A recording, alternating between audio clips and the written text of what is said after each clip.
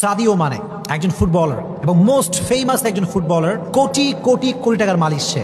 তো তার আমি একটা ভিডিও দেখছিলাম, সেখানে বলা হলো যে সে যখন খেলে আসছিল তার হাতে একটা ফোন ছিল, এটা হচ্ছে ভাঙ্গা আইফোন। ভাঙ্গা আইফোন নিয়ে সে হেঁটে হেঁটে আসছিল। তো সাংবাদিক তাকে জিজ্ঞেস করলো যে আপনি এত বড় একজন সেলিব্রিটি, আপনি চাইলে হাজার হাজার আইফোন কিনতে পারেন নতুন, আপনার হাতে ভাঙা আইফোন কেন? তো সাদিও মানে উত্তর করেছিল যে আমি আমার এই ফোনটাকে সার্ভিসিং করে নেবো, এটা আমি ঠিক করে নেবো, কোনো সমস্যা নাই। সাংবাদিক সবগুলো দেয়ার শকড।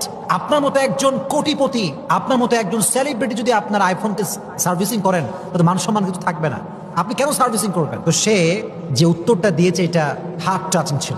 সে কথা বলেছে, দেখেন আমি চাইলে তো হাজার হাজার আইফোন কিনতে পারি, শুধু আইফোন না, মার্সিডিজ ব্র্যান্ডের গাড়ি কিনতে পারি, BMW কিনতে পারি, যত ফেমাস ব্র্যান্ডের কার আছে সব আমি কিনতে পারবো। কিন্তু আপনারা আমাকে বলেন তো, এত কিছু যদি আমি কিনি, এই সব কিছুর কোনো একটা অংশ কি আমার সঙ্গে কবরে যাবে? এত আসতে বলেন কেন? কবরে যাবে? কবরে যাবে না। এটা আমি কিনে কি করব? আমি চাইলে অনেক কিছু করতে পারবো, অনেক কিছু কিনতে পারবো, বিশাল বড় ডুপ্লেক্স ট্রিপ্লেক্স বাসা আমি করতে পারবো, কিন্তু এগুলোর কোনো কিছু আমার সঙ্গে কবরে যাবে না। আর সে বলল, যেহেতু আমি অভাবের কারণে শিক্ষা গ্রহণ করতে পারি নাই, তাই শিক্ষার মূল্য আমি বুঝি।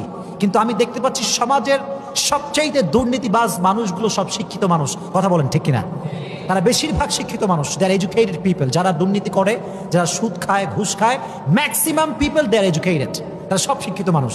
তো সে বলল শিক্ষার গুরুত্ব আমি বুঝি, তো আমি চাইলে মার্সিডিজ ব্র্যান্ডের কার কিনতে পারি, ফারারে কিনতে পারি, BMW কিনতে পারি, কিন্তু আমি এইসব না কিনে যে স্কুলগুলোতে বাস নাই, যে কলেজগুলোতে বাস নাই, আমি তাদের শিক্ষা সহজ করবার জন্য বাস কিনে দিয়েছি, গাড়ি কিনে দিয়েছি।